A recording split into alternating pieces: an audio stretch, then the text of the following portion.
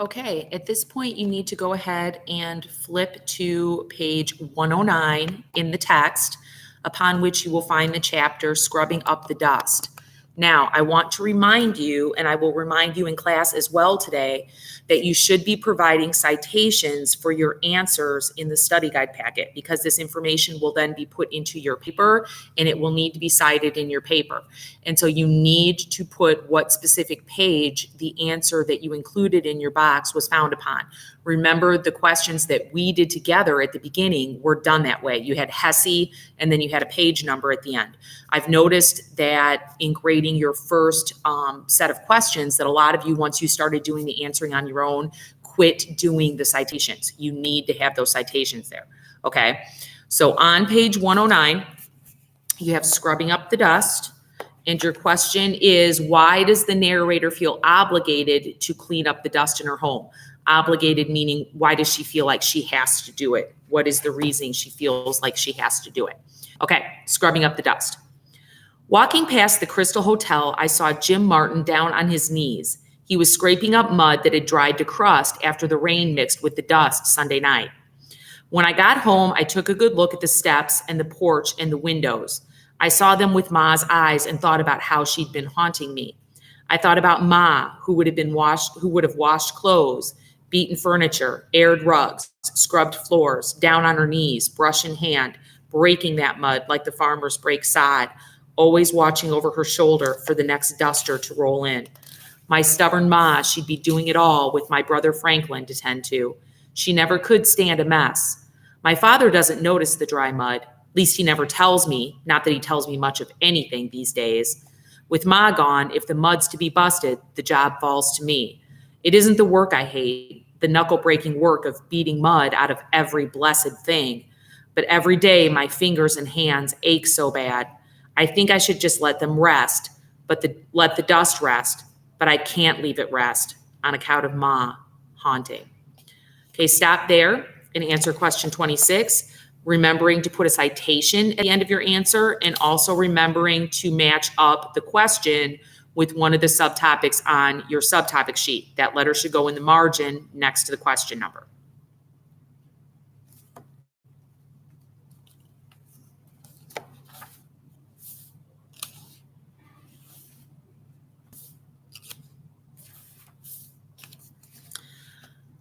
Okay, your next chapter is going to be lunch. That is on page 117 in the text. And your question for that chapter is, who provides food for the school children in the chapter entitled Lunch? Okay. No one's going hungry at school today. The government sent canned meat, rice, potatoes. The bakery sent loaves of bread. And Scotty Moore, George Knoll, and Willie Harkins brought in milk, fresh creamy milk straight from their farms. Real lunch, and then stomachs full and feeling fine for classes in the afternoon. The little ones drank themselves into white mustaches. They ate and ate until, pushing back from their desks, their stomachs round, they swore they'd never eat again. The older girls, Elizabeth and Lorraine, helped Miss Freeland cook, and Hillary and I, we served and watched, our ears ringing with the sound of satisfied children. Okay, stop there and answer question 27. Another reminder, make sure that you are not starting your answers with a pronoun. You should be starting it with an actual word. So you could start it with something like, the children were given food by, or you could say whoever gave the food and then end it with to the children, but do not be starting with they or some other type of pronoun, okay? Again, make sure you include a citation, and make sure you put your subtopic identifier in the margin next to the question number. And again, you can be hitting pause on this recording as you're doing your written work, and then just hit play again when you want to start the next chapter. I'm going to give you a little bit of a gap, but if you need longer than that, you just need to hit pause, okay? All right, your next chapter is on page 119. It is entitled Guests. Your question for that chapter is, who were the guests in the narrator's classroom? Guests. In our classroom this morning, we came in to find a family no one knew. They were shy, a little frightened, embarrassed. A man and his wife, pretty far along with a baby coming. A baby coming. 2 little kids and a grandma. They'd moved into our classroom during the night. An iron bed and some pasteboard boxes. That's all they had. They'd cleaned the room first and arranged it, making a private place for themselves. I'm on the look for a job, the man said. The dust blew so mean last night, I thought to shelter my family here for a while. The 2 little kids turned their big eyes from Miss Freeland back to their father. I can't have my wife sleeping in the cold truck. Not now, not with the baby coming so soon. Miss Freeland said they could stay as long as they wanted. Okay, go ahead and look at your subtopic list. There are a couple of different subtopics that this could go with on your subtopic sheet. So you might have 2 letters next to the question number in the margin. Again, you're answering who were the guests in the narrator's classroom. And again, don't start with the word they. You want to start with the narrator's classroom or the guests in the narrator's classroom were. Don't start with they.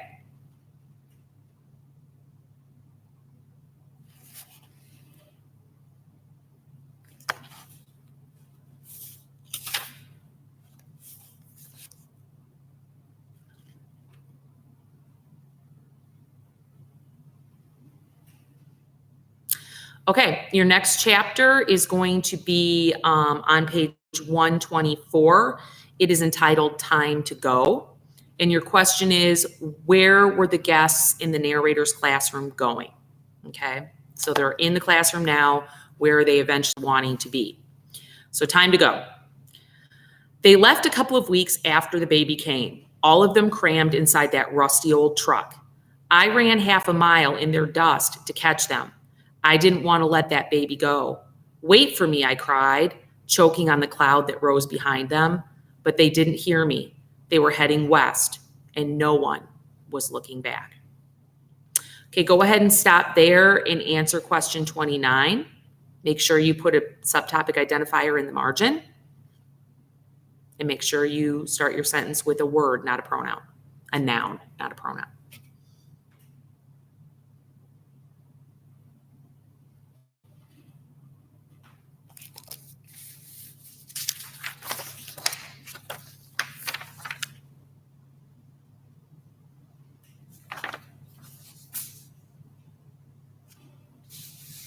Okay, this is going to be our 5th chapter. And so after this chapter, you're going to want to stop and write a summary in your pre-writing template for your history paper. So the next chapter starts on page 125 and is entitled Something Sweet from Moonshine. And your question is, what did Sheriff Robertson do with the sugar that he confiscated from the illegal moonshine operation? What did Sheriff Robertson do with the sugar that he confiscated from the illegal moonshine operation? Okay, so on page 125. Ashby Durbin and his pal Rush had themselves a fine operation on the Cimarron River, where the water still runs a little, though the fish are mostly dead, from the dust floating on the surface. Ashby and Rush were cooking up moonshine in their giant metal still on the bank when Sheriff Robertson caught them. He found jugs of finished whiskey and barrels of mash. He found 2 sacks of rye, and he found sugar. 1,000 pounds of sugar. The government men took Ashby and Rush off to Enid for breaking the law, but Sheriff Robertson stayed behind, took apart the still, washed away the whiskey and the mash, and thought about that sugar. All that sugar. 1/2 ton of sugar. Sheriff decided some should find its way into the mouths of us kids. Bake for them, Miss Freeland, he said. Bake them cakes and cookies and pies. Cook them custard and cobbler and crisp. Make them candy and taffy and apple pandowdy. Apple pandowdy. These kids, Sheriff Robertson said, ought to have something sweet to wash down their dusty milk. And so we did. Okay, stop there. Answer question 30. Make sure you put a subtopic identifier next to the number in the margin. And stop there and add a summary sentence to your summary section in your pre-writing template.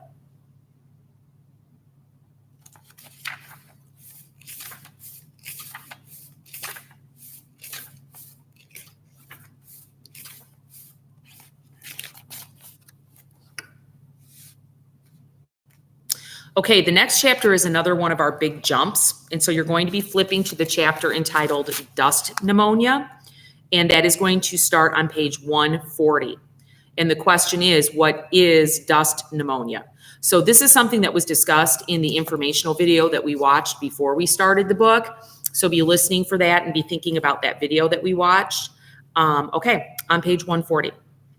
2 Fridays ago, Pete Guyman drove in with a truck full of produce. He joked with Caleb Hardley, Mr. Hardley's son, while they unloaded eggs and cream down at the store. Pete Guyman teased Caleb Hardley about the Wildcats losing to Hooker. Caleb Hardley teased Pete Guyman about his wheezy truck sucking in dust. Last Friday, Pete Guyman took ill with dust pneumonia. Nobody knew how to keep that produce truck on the road. It sat, filled with turkeys and heavy hens, waiting for delivery. It sat out in front of Pete's drafty shack and sits there still, the cream curdling, the apples going soft. Because a couple of hours ago, Pete Guyman died. Mr. Hardley was already on the phone to a new produce supplier before evening. He had people in his store and no food to sell them. His boy, Caleb, slammed the basketball against the side of the house until Caleb's ma yelled for him to quit. And late that night, a truck rattled up to the store with colored springs, dozens of hens, filthy eggs, and a driver with no interest whatsoever in young Caleb Hardley or his precious Wildcats. Okay, go ahead and stop there and answer number 31. So again, you need to think about that video we watched before we read the book in order to answer that question. Okay, what is dust pneumonia? What's the link between the dust and the pneumonia and people dying? Okay, and then link it up with something on your subtopic list.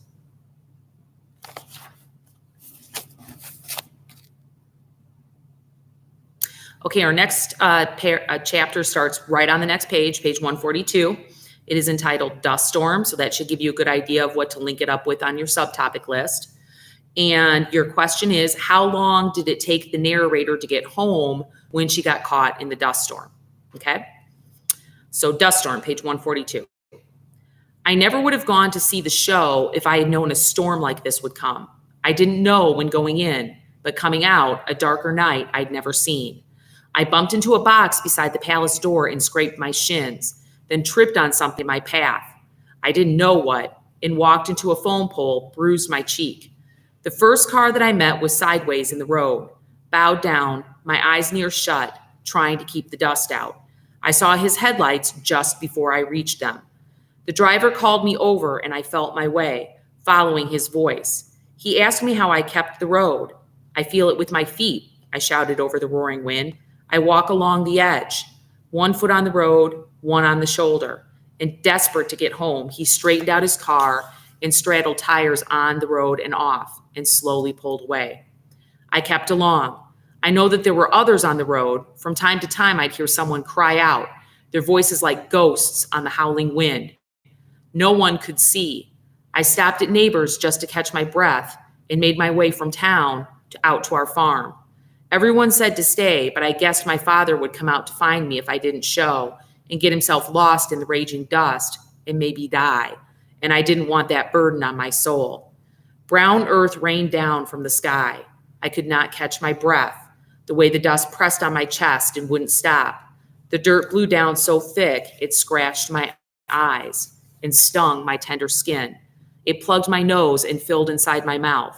No matter how I pressed my lips together, the dust made muddy tracks across my tongue.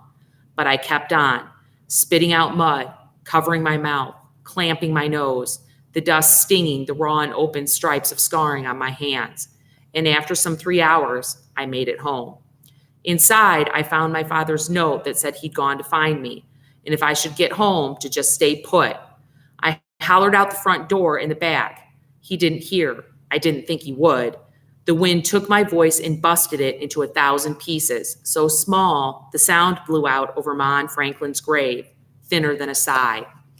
I waited for my father through the night, coughing up dust, cleaning dust out of my ears, rinsing my mouth, blowing mud out of my nose. Joe De La Flor stopped by around 4 to tell me they found one boy tangled in barbed wire fence, another smothered in a drift of dust. After Joe left, I thought of the famous Lindberghs. and how their baby was killed and never came back to them. I wondered if my father would come back. He blew in around 6 a.m. It hurt, the sight of him, brown with dirt, his eyes as red as raw meat, his feet bruised from walking in worn shoes, stepping where he couldn't see on things that bit and cut into his flesh. I tried to scare up something we could eat, but couldn't keep the table clear of dust. Everything I sat down for our breakfast was covered before we even took a bite. And so we chewed the grit and swallowed, and I thought of the cattle dead from mud in their lungs. And I thought of the tractor buried up to the steering wheel, and Pete Guyman, and I couldn't even recognize the man sitting across from me, sagging in his chair, his red hair gray and stiff with dust, his face deep lines of dust, his teeth streaked brown with dust.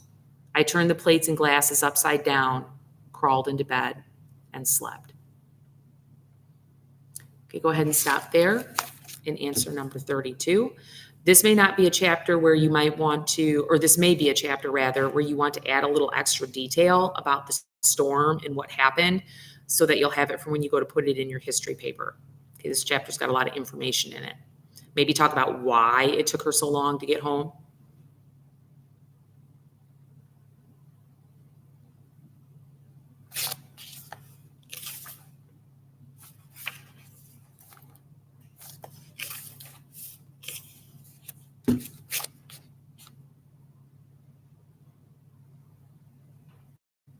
Okay, picking up on page 149, the title of this chapter is Following in His Footsteps.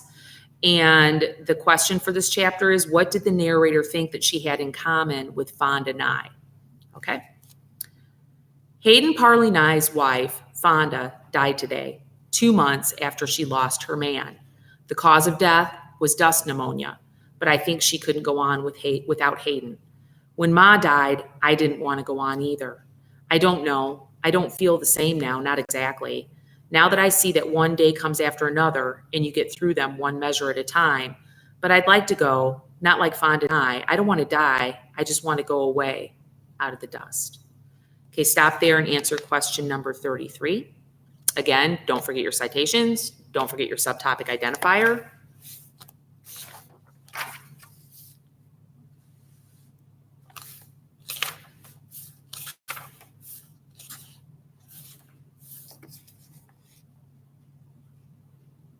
Okay, and your next chapter is going to start on page 156. 156, and the title of that chapter is Fire on the Rails. And your question for that chapter is, what was the cause of all the fires that were taking place in the chapter entitled Fire on the Rails?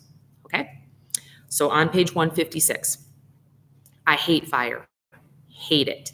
But the entire Oklahoma panhandle is so dry, everything is going up in flames. Everything too ready to ignite. Last week, the school caught fire. Damage was light on account of it being caught early. Most kids joked about it the next day, but it terrified me. I could hardly go back in the building.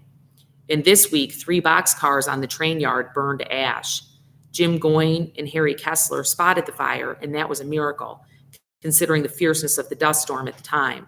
The fire boys tore over, but they couldn't put the blaze out without water, and water is exactly what they didn't have.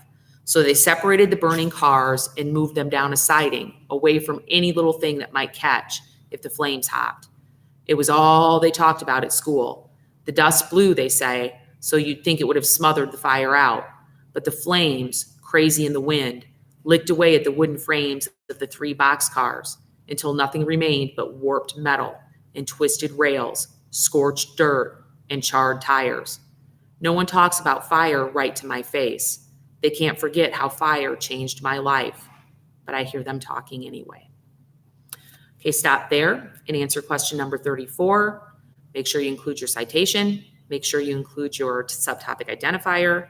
Make sure that you use a complete sentence that does not start with a pronoun. Our next chapter will be the last chapter in another set of 5. So after that chapter, you will need to go back into your writing template and add a sentence to your summary.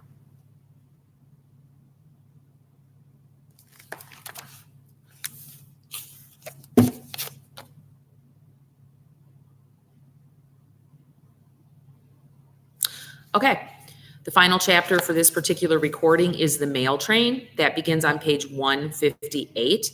And your question for that one is, what was preventing the mail train from finishing its route in the chapter entitled The Mail Train? So on page 158. They promised through rain, heat, snow, and gloom, but they never said anything about dust.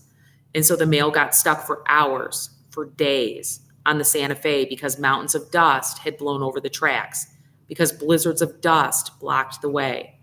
And all that time, as the dust beat down on the cars, a letter was waiting inside a mailbag, a letter from Aunt Ellis, my father's sister, written just to me, inviting me to live with her in Lubbock. I want to get out of here, but not to Aunt Ellis and not to Lubbock, Texas.